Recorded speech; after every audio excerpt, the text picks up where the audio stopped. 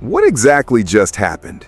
Victor Wembanyama walked into the defending champions building and completely flipped the script. The San Antonio Spurs stole a road win that virtually nobody saw coming. And if this series continues down this path, we could genuinely be looking at one of the most unpredictable playoff runs the NBA has produced in a very long time. One analyst already went on record calling Wembanyama the greatest defender he's ever seen with his own eyes. And after what we just witnessed in Game 1, it's hard to argue with that. Here's what makes it even more alarming for Oklahoma City. This was supposed to be a comfortable win for them on their home floor. San Antonio didn't even have De'Aaron Fox in the lineup. The Spurs were turning the ball over all night, looking disorganized at times, and somehow still walked out of there with the victory. Alex Caruso was absolutely locked in on the defensive end. Jalen Williams looked like a genuine threat every time he touched the ball, and SGA, after a sluggish start, started finding his rhythm late in the game.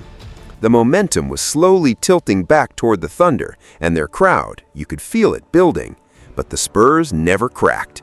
Every time Oklahoma City pushed, San Antonio pushed right back.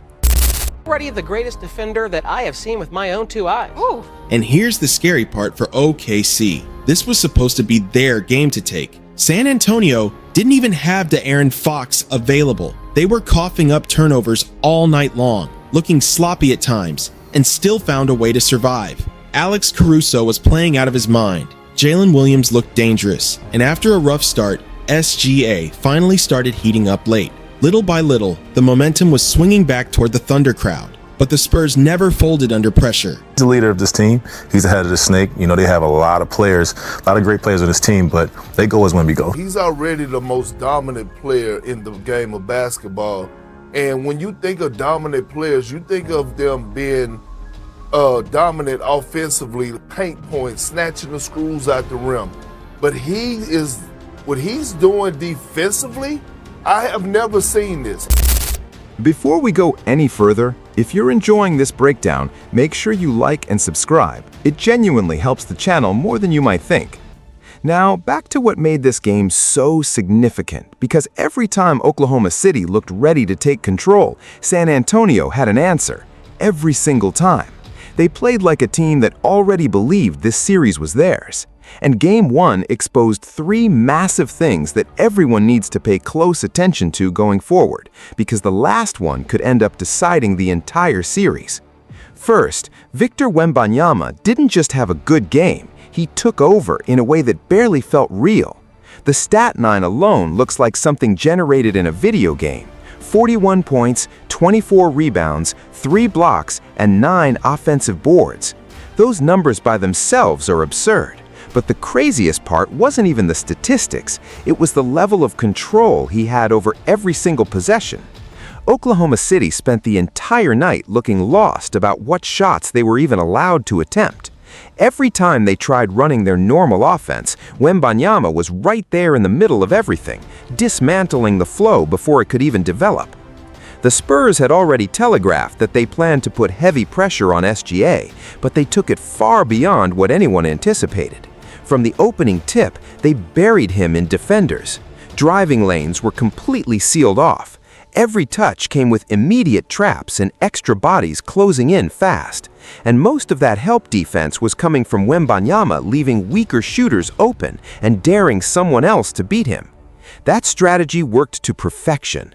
By halftime, the reigning MVP had managed just 4 points on 5 shot attempts.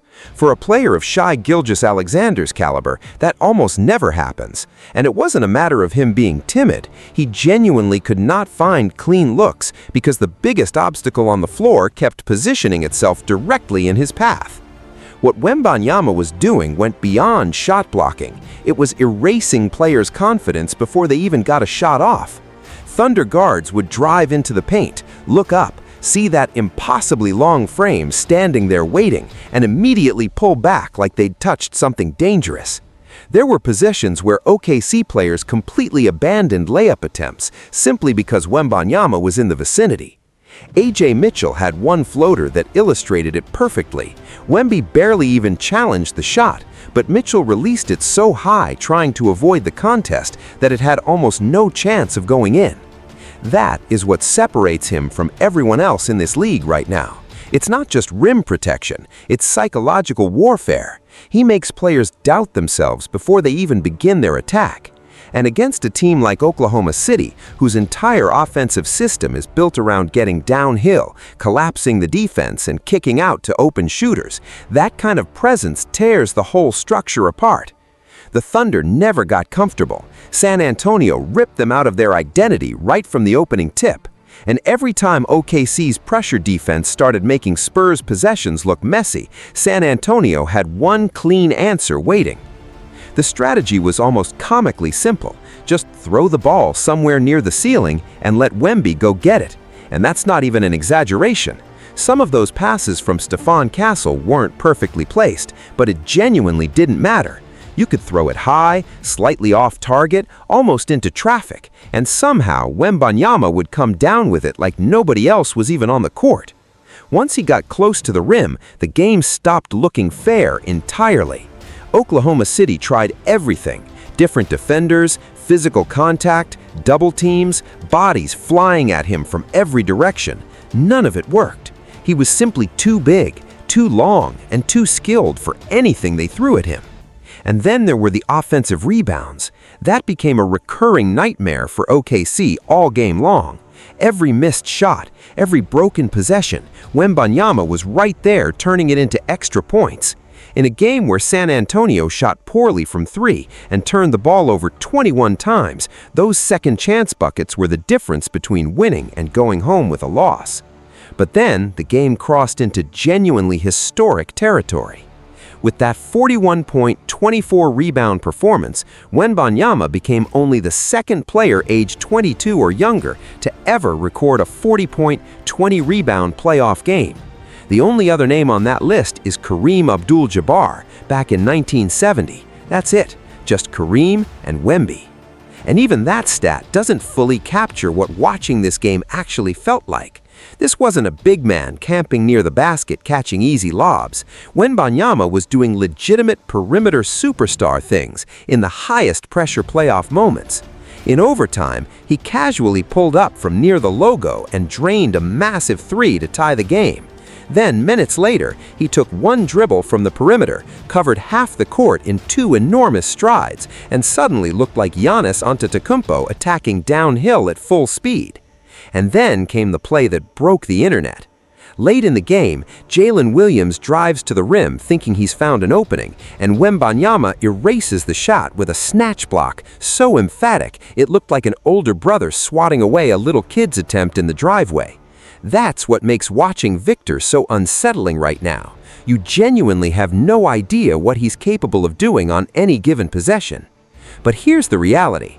Even with everything Wembanyama did, San Antonio probably still loses this game if their guards don't step up in a major way without De'Aaron Fox.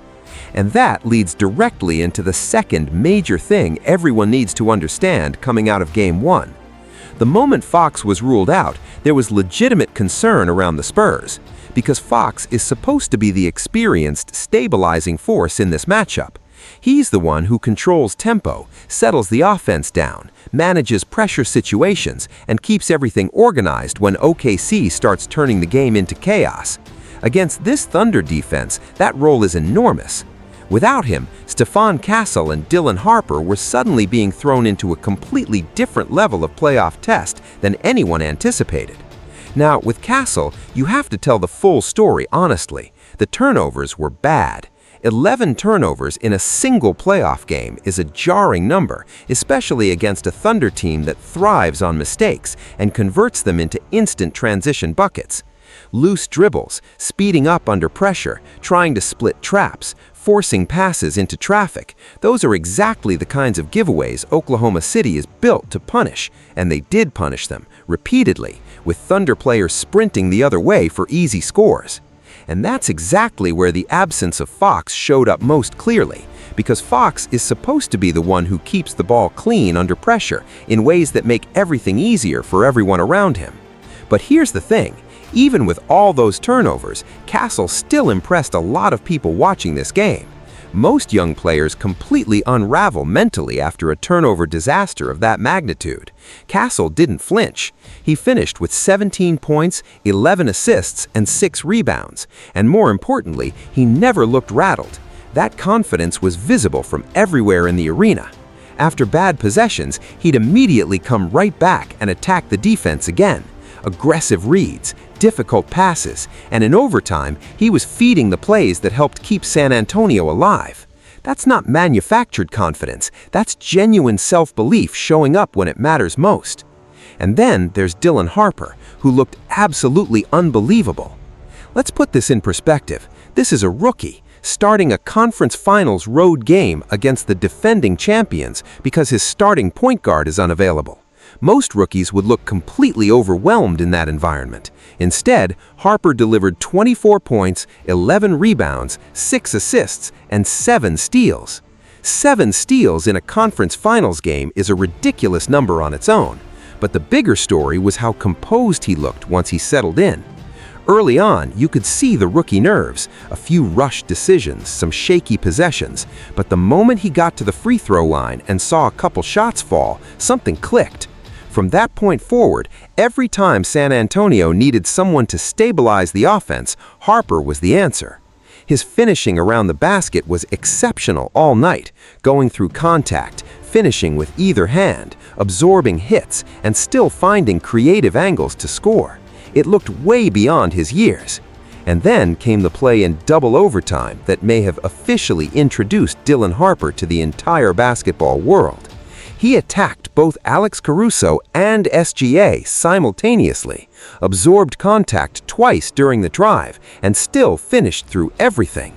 That is not normal rookie basketball. That is grown man playoff basketball. The historical comparison that followed made it even more surreal. With that performance, Harper became the first player since Larry Bird to record a 20-point, 10-rebound, 5-assist, 5-steal conference finals game, and he did it as a rookie. Larry Bird and Dylan Harper, that's the company we're talking about. So this wasn't simply a Wemby carried everyone situation. Wemby was extraordinary, but Harper and Castle both made enormous plays on both ends of the floor throughout the entire game. And this is where things get genuinely frightening for OKC. The Thunder actually got the kind of game they wanted. They forced turnovers, created chaos, sped San Antonio up, and shot the three ball at a solid clip. By every reasonable measure, that formula should have been enough to win, and they still lost. If you're OKC right now, you're leaving Game 1 seriously concerned, because what you just watched wasn't even a complete Spurs performance.